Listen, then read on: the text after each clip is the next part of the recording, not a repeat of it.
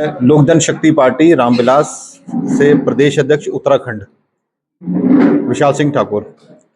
अभी ये जो आज जो कार्यक्रम हमने किया है जिसके अंदर नीतू सिंह जी को महिला प्रकोष्ठ का प्रदेश अध्यक्ष नियुक्त किया गया है, ये एक हमारी पार्टी के विस्तार की एक अहम कड़ी है, क्योंकि महिलाएं और युवा के ऊपर हमारी पार्टी काम कर रही है और इसी को विस्तार के लिए पूरे प्रदेश के अंदर हमारा विस्तार चल रहा है। पार्टी का मेंबरशिप बढ़ाई जा रही है, कार्य किए जा रहे हैं हर जिले में, हर ब्लॉक स्तर तक हमारा काम पार्टी काम कर रही है। हमारा मेन उद्देश्य जो महिलाओं को लेके है, एक जागरूकता को लेके है। महिलाएं की जो हमारे उत्तराखंड के अंदर जो क्राइम चल रहा है, बहुत सारी ऐसी घटनाएं आप रिसेंटली आपने कुछ समय के अंदर देखे होंगे, पिछले कुछ महीनों के अंदर देहरादून से लेके अलग अलग जिलों के अंदर बहुत ज़्यादा एक महिलाओं के खिलाफ क्राइम आ रहा है। उसके लिए एक संगठित होना भी चाहिए और महिलाओं के अंदर एक अवेयरनेस की बहुत ज़्यादा ज़रूरत है।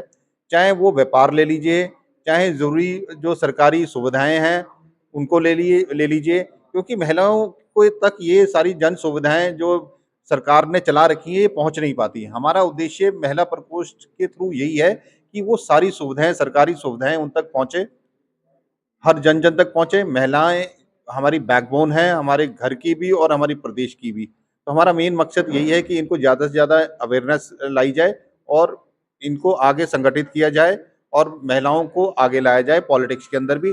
जैसा आप जान ही रहे हैं, आगे-आगे भी हमारे महिलाओं के लिए राष्ट्रीय स्तर के ऊपर भी और ज़्यादा रिज़र्वेशन आ रहा है। तो उसी सिलसिले में हमारा एक एमवाई का फैक्टर हम मानते हैं अपनी पार्टी के लिए, महिलाएं और यूथ को लेकर, और ये सब यूथ भी हैं और महिलाएं भी हैं। तो हमें उम्मीद है ये पार्टी के लिए और ज़्यादा काम करेंगी और बढ़कर करेंगी, और पार्टी एक उत्तराखंड का हम अपनी एक पहचान बना भी पाएंगे। अब तक कितने जिलों में विस्तार हो चुका है और आगे कितने जिलों में विस्तार होने की हमारा हम 13 के 13 जिलों में काम कर रहे हैं।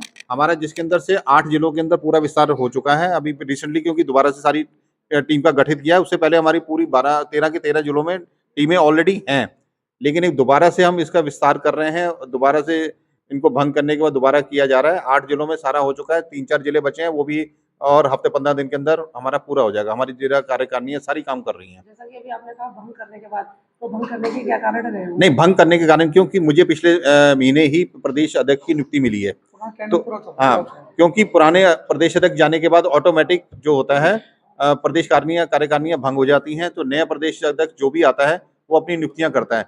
मुझे अभी 1 महीना हुआ है प्रदेश अध्यक्ष उत्तराखंड बने हुए, तो उसके अंदर हमने 1 महीने के अंदर आधे से ज़्यादा उत्तराखंड को कवर कर लिया है।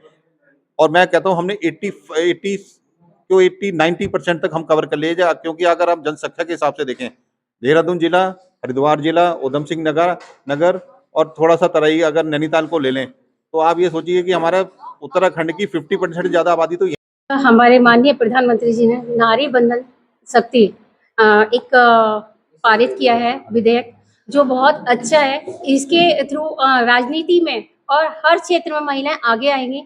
और मैं माननीय रामविलास पासवान जी की पार्टी लोक जनशक्ति पार्टी से महिला प्रकोष्ठ अध्यक्ष बनी हूँ, जो आज एक समाज सेविका थी, आज थोड़ा सा पॉलिटिक्स की तरफ जा रही है। क्यों कि जब हमारी महिला शक्ति को नारी शक्ति बंधन में जब विधेयक पारित किया है 33%, तो महिलाएं क्यों नहीं आगे आए और महिला क्यों नहीं बागडोर संभालें अपनी नारी शक्ति की। तो मैं नारी शक्ति से यही कहना चाहूंगी कि मेरे क्षेत्र में, उत्तराखंड क्षेत्र में, जैसे नारी शक्ति की पहले से ही पहुंच रही है उत्तराखंड जिले को बनाने के लिए, ऐसे ही आज पॉलिटिक्स में आके नारी शक्ति की पहल हो कि हमारी लोक जनशक्ति पार्टी उत्तराखंड रामविलास जी से और नारी शक्ति से कि हमारे साथ ज़्यादा से ज़्यादा सहयोग करें और हम लोग यहाँ नारी शक्ति की एक टीम बनाएं और आगे इलेक्शन के लिए कुछ करें। एक चीज देखी जाती है जो अव्यवस्था चल रही है कि नारी जो जीत करके आ रही है या कोई भी मतलब पद के लिए हो रही है, लेकिन उसका प्रतिनिधि कोई रिश्तेदार उस पद पर उसका कार्य कर रहा है, नारी का पता नहीं चलता कहाँ है। तो उसके लिए आपकी महिला प्रकोष्ठ क्या कार्य करेंगी? देखिए, मेरा जो कार्य रहेगा इसके लिए कि नारी ही आगे आए। देखिए, पहले प्रथा थी कि प्रधानपति या नेतापति वो चलता था। आज मैं भी समाज सेवा में कार्य कर रही हूँ। आप देखिए ना, मेरे भी हस्बैंड साथ में नहीं है। तो मैं ये चाहूंगी कि नारी शक्ति अकेले दम पर ये कार्य करे और अकेले ही रहे, उसको कोई चलाने वाला ना हो, कठपुतली की तरह नहीं चले, अपने डिसीजन खुद से ले। तो इसलिए मेरे को है ये जो प्रेस कॉन्फ्रेंस के जरिए मैं कहना चाहूंगी कि नारी शक्ति अपने डिसीजन खुद से ले, कभी किसी के ऊपर डिपेंड ना हो। जैसे हम आज इस कार्य में कर रहे हैं अकेले रह के, ऐसे ही आगे मेरे जो टीम है वो भी इसी तरह की है। इसीलिए ऐसी टीम को मैं गठित कर रही हूँ जो खुद से अपने फैसले लेना चाहे और पहले से ही वो मजबूत है, क्योंकि समाज सेवा कार्य कर रही हैं, अकेले बलबूते।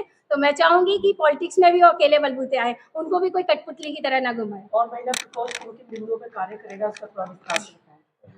हाँ, महिला प्रकोष्ठ सबसे पहले तो अपने उत्तराखंड की जो राजनीति जो खराब हुई है उसको थोड़ा सुधारेगा और शिक्षा के प्रति कार्य करेगा। और महिलाओं की सबसे ज्यादा भागीदारी रहेगी अपने रोजगार के लिए, कि घर बैठे भी उन लोगों को रोजगार मिले। यहाँ की नारी शक्ति इतनी काबिल हो जाए कि अपने पैसे यानी खुद कमाए, किसी के आगे हाथ ना फैलाए। ये मेरी एक प्रायोरिटी रहेगी और बच्चों की शिक्षा पे रहेगी बिल्कुल। मतलब महिलाओं को स्वावलंबी बनाने पर विशेष ध्यान दिया जाएगा। जी जी, अवेयरनेस प्रोग्राम के थ्रू उनको किस तरह से रोजगार से जोड़ा जाए, इस पे मेरा पूरा फोकस रहेगा।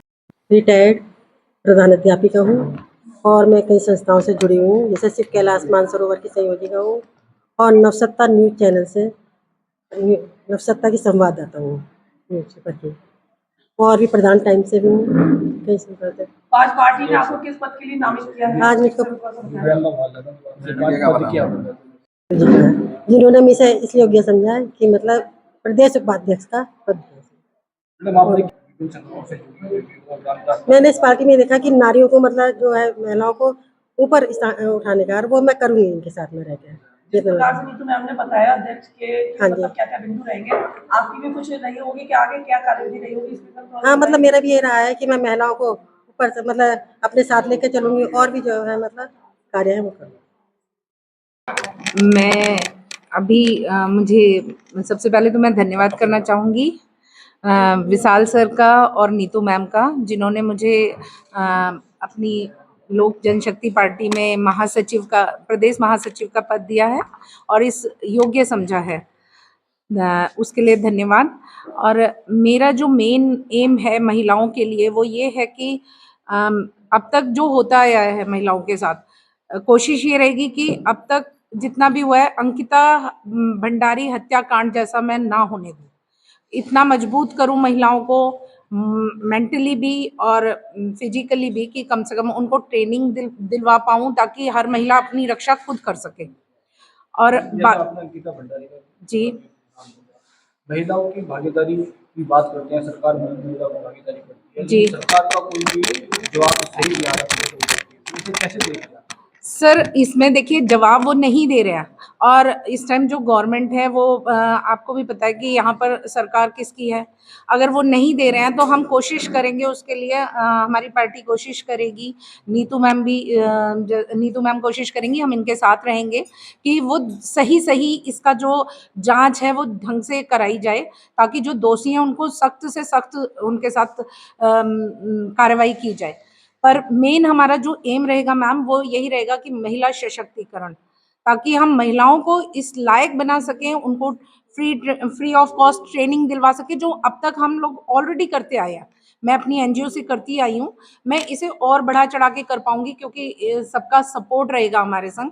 तो ये हमारी जो टीम बड़ी है ये शायद कुछ महिलाओं के लिए अच्छा कर पाए, जो अब तक सिर्फ मैं बातें नहीं करना चाहती, हम कुछ करके दिखाना चाहते हैं, ताकि आप पार्टी जो महिला प्रकोष्ठ बनाई गई है जी उसमें मतलब महिलाओं को उत्थान के लिए कार्य करेगी। बिल्कुल मैम, हर संभव।